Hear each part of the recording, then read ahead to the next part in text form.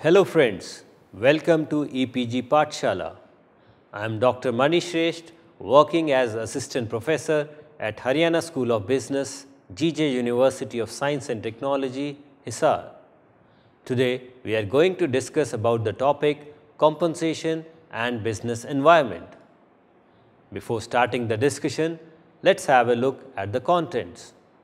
The discussion will start with the introduction of the topic, followed by compensation and business environment, impact of compensation on workplace, and it will end with a summary.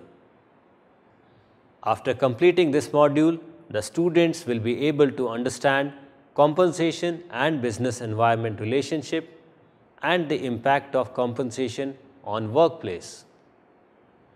The knowledge capital of an organization is the key to success and victory in the marketplace.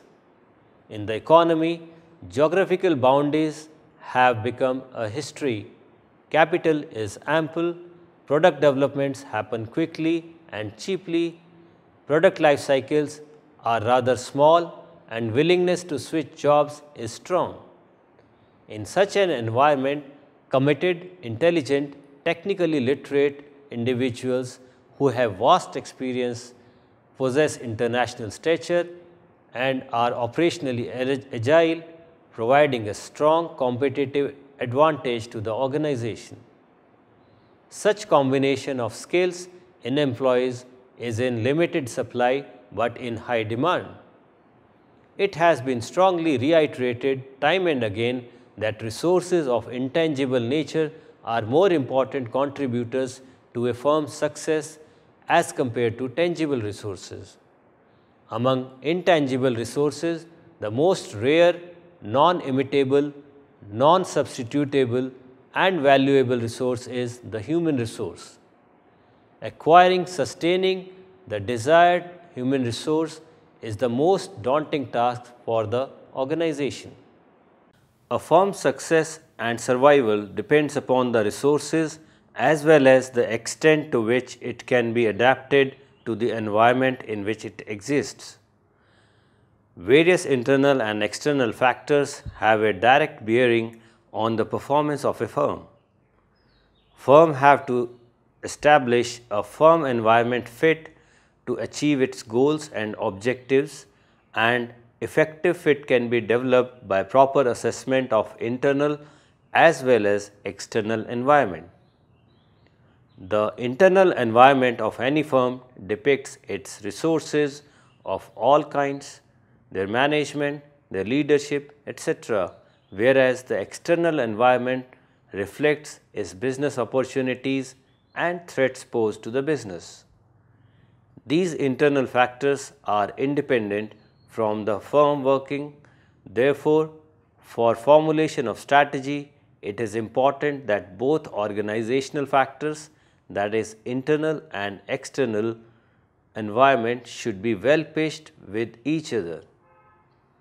The internal environment of a firm basically consists of its mission, objectives, management structure, all available resources, value system, company image and brand equity, and various other constituents such as financial, physical assets, research and technological capabilities, and marketing resources. On the other hand, external environment of a firm can be categorized into micro and macro environment. Micro environment is the immediate environment of the firm, such as its local competitors, customers, suppliers, intermediaries, and the public. The macro environment includes demographics, natural, technical, economic, cultural, and political environment. The major factors that have a bearing on the compensation policy of the firm are supply of labor, legislation, state of economy, impact of culture and compensation design, and cost of living.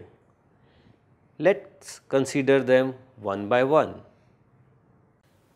Labor supply affects the compensation amount that a business must offer to its employees.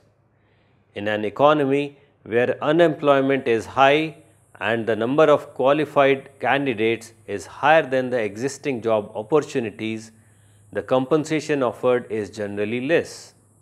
When there is a shortage of qualified candidates in the market, compensation lands are generally high. Since multiple firms compete to hire the talented candidates, compensation should be competitive enough to be able to attract and retain deserving candidates, but at the same time it should also not be too high as endanger financial competence of firm. Labor cost forms a very essential part of operating budget of a firm. Hence, a firm should have control over these costs. Legislation. Compensation system should be such that they are consistent with the existing legislation in various areas such as human rights, labor standards, equal pay, pension or retirement benefits, occupational health safety and more. Some of the laws which have bearing on the employee compensation are Minimum Wages Act 1948. It states that the minimum rates are determined by central government as well as the principal government by considering cost of living. Payment of Bonus Act 1965. Unless it is mandatory to pay bonus to every employee who has worked for a minimum of 30 days drawing a salary wage exceeding rupees 10,000. And any organization that have minimum 10 employees is required to pay gratuity to its employees under the Payment of Gratuity Act 1972. Every organization, while fixing compensation levels, must take into account the above laws and many more. To ensure the compliance with the current legislation, companies must review government websites, human resource toolkits, and seek legal help regularly. Auditing the compliance with the current legislation is essential for ensuring sustainability. State of economy. Compensation level structures also depend on the state of the economy. In case of a depressed economy, there will be oversupply of labor which will result into fixing of lower wage rates. Another important factor which affects the compensation is cultural issue. A cultural issue includes corporate culture of the organization and the local culture in which organization operates. Compensation programs which are highly effective in a home country if they don't follow local culture values. Successful compensation approaches vary according to the type of the organization. For example, compensation approach of the ownership driven structures of small high technology group will be very different from the compensation approach of more traditional service and responsibility driven structure in the smokestack industry. The effectiveness of using rewards as a motivator is influenced by cultural attitudes about motivation. In group-oriented societies, individual pay relativities are not very effective. More powerful motivations are those centered on the fulfillment of group aspirations and potential. In group-oriented societies, motivation must be based on rewards which recognize the group rather than the individual. Programs that are focused on differentiating individual performance are not liked in these groups-oriented societies. Pay for performance is often linked to the success of a company as a whole and long-term horizons. In addition, differentiation may be constrained by respect for age and rewards may have to be operated around a built-in age escalator benefit is mostly less flexible and perquisite play a very important role in rewards. Cost of living means the amount of money needed to maintain a certain level of living. It includes basic expenses like food, cloth, shelter and health care. Cost of living is generally used to compare how costly it is to live in one city as compared to another city. Cost of living has a direct influence on the compensation of employees, because with the increase or fall in the general price level and the consumer price index, the wage or salary has to be changed accordingly. Whenever the cost of living increases, compensation has to be increased accordingly so as to maintain same standard of living. Compensation includes monetary as well as non-monetary benefits given to the employees. It includes an employee's base salary and additional benefits such as health insurance, retirement plans, and performance bonuses. Compensation package offered to employees govern the organization recruitment rate, retention, and employee satisfaction rate, etc. Several federal laws affect the compensation that business offers. A business owner must understand the importance of compensation and the laws related to compensation in order to remain competitive in the market. Recruitment is the function of HRM. It is the first step in the process of appointment. Recruitment is the process of attracting, selecting, and appointing suitable candidates for the job. Recruitment can also refer to process involved in choosing best individuals from the pool of applicants of job. Managers, human resource generalists, and recruitment specialists may be tasked with carrying out recruitment, but in some cases, public sector employment agencies, commercial recruitment agencies, or specialist search consultancies are used to undertake parts of the process. Internet-based technologies to support all aspects of recruitment have become widespread. The compensation policy in the organization has a direct impact on the motivation level of its employees. It is imperative to understand how various theories of motivation are having a relative understanding the motivation-compensation relationship.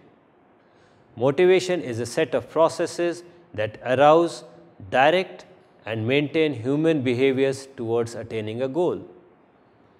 Motivation is a force that initiates behavior externally as well as internally. Motivation is actually everything. Even the best of talents cannot deliver to their full potential until and unless they are motivated. It is the employees who have the ultimate power to boost or reduce the profitability of the organization. Motivated employees can do wonders for attainment of organizational goals. Motivation can be either intentional or directional. Intentional motivation is when a person intends to work in a particular fashion, while directional means some driving force is drawing you towards attainment of a specific goal. Researchers have introduced various motivation theories. These theories are dependent upon needs, goals, job design, society, etc. They also depend upon the people on which they have to be implemented. For example, the needs of Generation X and Generation Y vary, and so do the sources of their motivation. Generation Y has a vast inclination towards morality, intellect, loyalty, etc., and so prefer maintaining good relation with peers over money making alone. Generation X, on the other hand, is more individualistic and materialistic and treat own needs much above the organizational needs.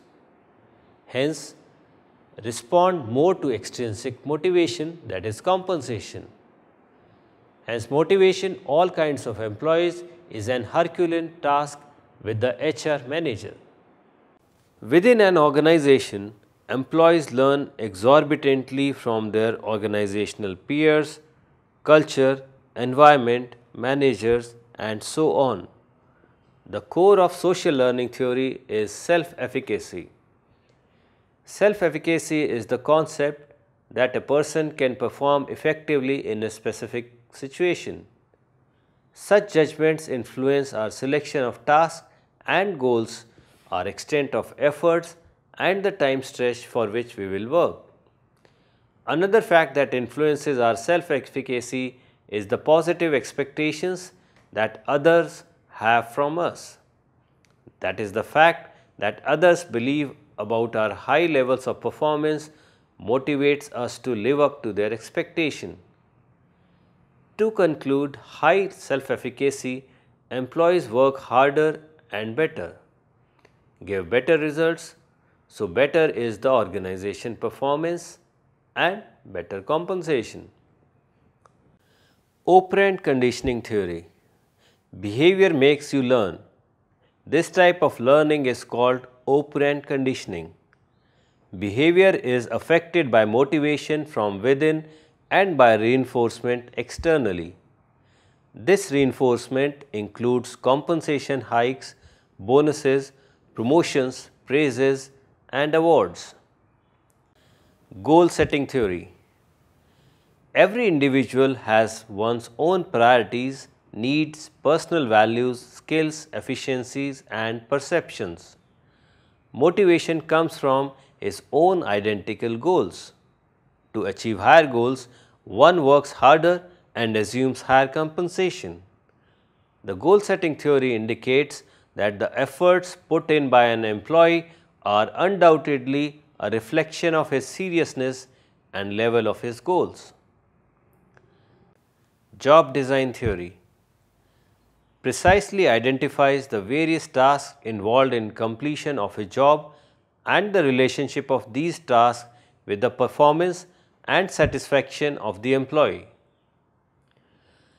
Originally, a model developed in Japan asserts that the variety of task, identity and significance of tasks and their autonomy and feedback leads to psychological conditions which are directly related to internal motivation, quality of work performance, job satisfaction, decrease in absenteeism and employee turnover. Expectancy theory. Expectancy refers to the belief of an individual that a particular result will be obtained if a specific behavior is followed. In other words, an employee perceives that if he or she exerts a particular level of effort in completing a task, a specified level of performance will be attained. Further, a desired hike in compensation is bound to happen if the employee has performed at a particular level. Finally, the employee will see himself achieving a particular goal in accordance with the compensation. Based on his satisfaction with the achievement of goals, the motivation and efforts will continue. The perception of the employee that good performance will lead to higher compensation motivates him to improve his performance. In any organization, if compensation is not linked to performance, the employee will not at all be motivated to perform better. Equity theory. It proposes that every employee compares his own efforts and rewards with others in similar work conditions. This theory strongly recommends that individuals are motivated by an urge to be treated equally at work. A key management role here is the maintenance of this perception of employees about equity at workplace. If an employee feels that this performance and rewards are similar to that of other similar employees in the organization, he shall remain motivated and perform well. ERG theory. This theory reiterates the Maslow's need hierarchy, but it proposes relatedness and growth. Existence means needs related to food, air, water, pay, etc., which are necessary for existence of self and family. Relatedness means needs associated to meaningful interpersonal relationships. Growth refers to needs satisfied by an employee contributing towards the organization according to his knowledge and skills. To summarize, when one level of needs is satisfied, the other automatically starts progressing towards satisfaction of next level of needs. Another aspect of this theory is that apart from satisfaction progression rule, there is also a frustration regression process. If an employee is not able to satisfy or fulfill his needs, his frustration forces him to redirect his efforts toward exploring other ways to satisfy the lower order needs. So, compensation has to be motivating enough so as to retain the employee.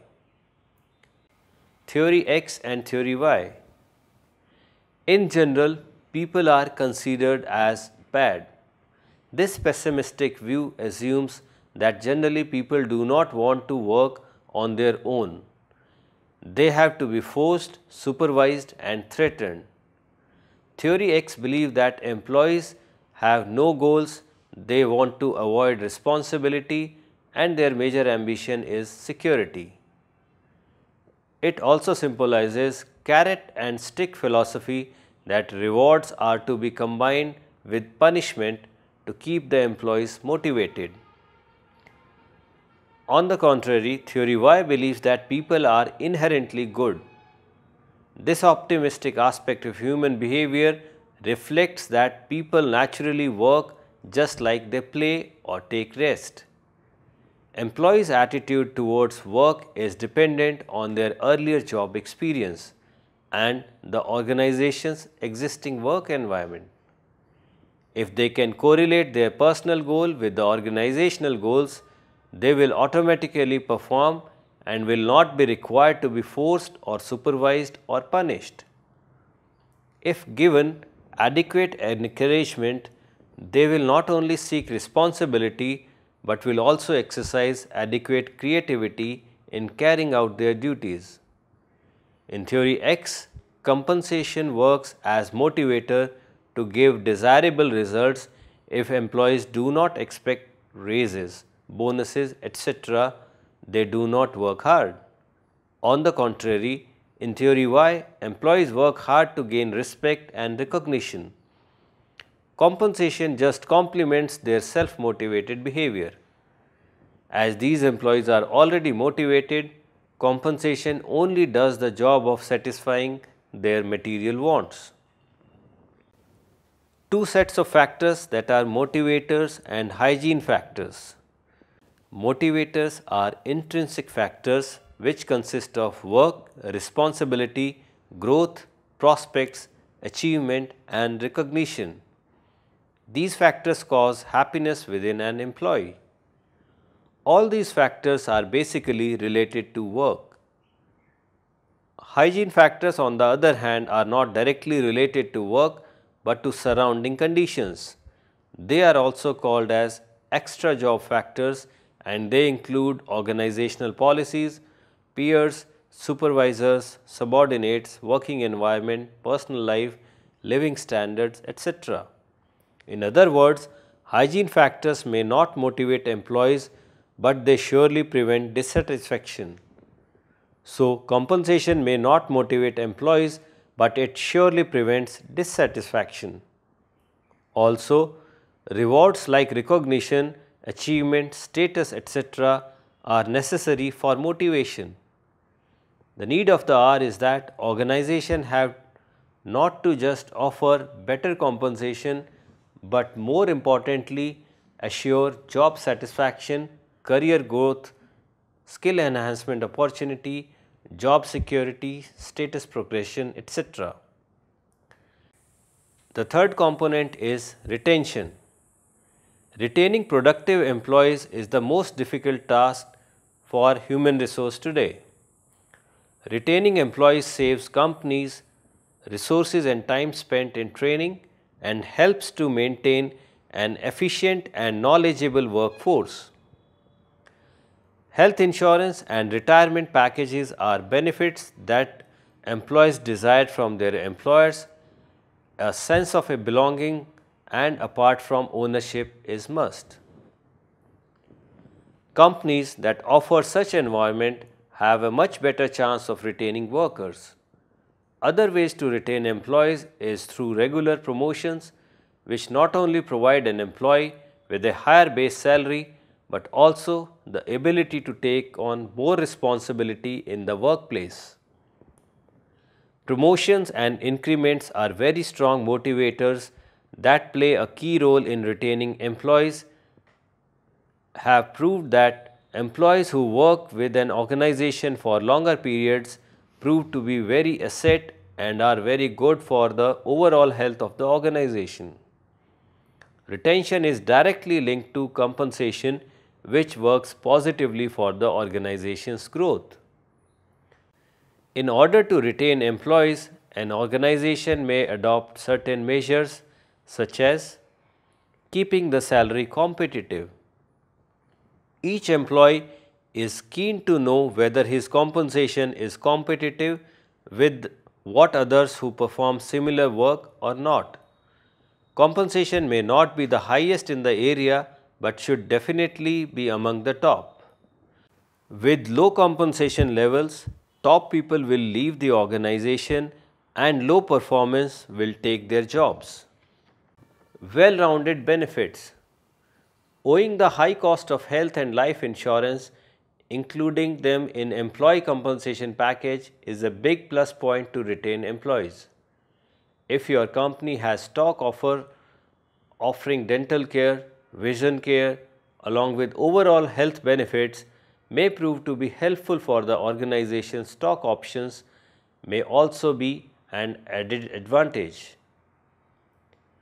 Raises, bonuses and awards. Raises are an excellent way to keep employees, especially in times when peer organization isn't giving them.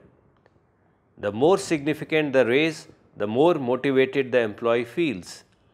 If salary raise is not affordable, bonuses may be offered. They go a long way towards showing appreciation without involving the company into commitment of higher salaries. To summarize the discussion, a firm's success and survival depends upon the resources as well as the extent to which it can adapt to the environment in which it exists.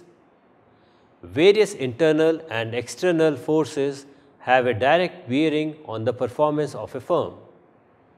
Firms have to establish a firm environment fit to achieve its goals, objectives, and effective fit can be developed by proper assessment of internal as well as external environment. The internal environment of any firm depicts its resources of all kinds, their management, their leadership, etc. Whereas the external environment reflects its business opportunities and threats posed to the business. These internal factors are dependent from firms working. Therefore, for formulation of strategy, it is important that both organizational factors, that is the internal and the external environment, should be well pitched with each other. The internal environment of a firm basically consists of its mission and objectives, management structure, all available resources, value system, company image and brand equity. It also includes various other constituents such as financial and physical assets, research and technological capabilities, and marketing resource. External environment of a firm can be categorized into micro and macro environment. Micro environment is the immediate environment of the firm, such as its local competitors, customers, suppliers, intermediaries, and the public.